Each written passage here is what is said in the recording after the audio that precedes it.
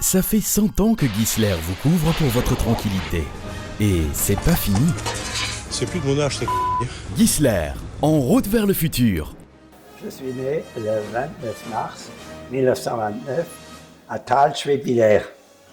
Et j'ai commencé dans l'entreprise Gisler en 1957, après avoir épousé Marie-Claude en 1956.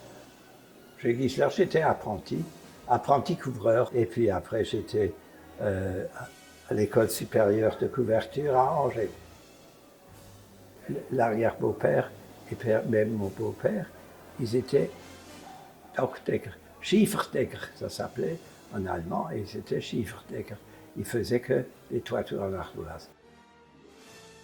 Au début, c'est-à-dire en 58, il y avait la grêle à Strasbourg, et alors tous les couvreurs du Bas-Rhin ont été pratiquement réquisitionnés.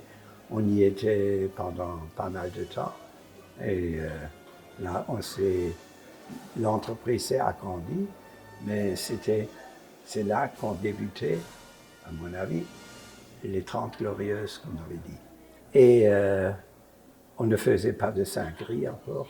À l'époque, on a seulement commencé à faire de la cinquerie en 59-60, quand on est allé à la place Saint-Nicolas. Depuis, on fait tout, on fait des toitures en cinq, toutes les cinqueries, et puis en cuivre et en métal de toutes sortes, enfin, tout ce qui doit être fait actuellement.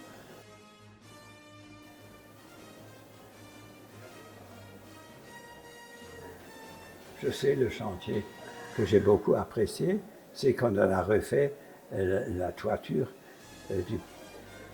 du Conseil de l'Europe à Strasbourg. C'était un très gros chantier. On y a travaillé 2 ans de suite, quoi. On a souvent travaillé sur le château de Saverne. On a remplacé pratiquement toutes les couvertures. Dans les clochers, on a souvent trouvé des documents, une ardoise où il y avait écrit ceux qui ont travaillé avant, etc. Et on a trouvé une ardoise où c'était marqué que c'était en 1920 et quelque chose que mon arrière-beau-père avait fait cette toiture. Gisler, en route vers le futur.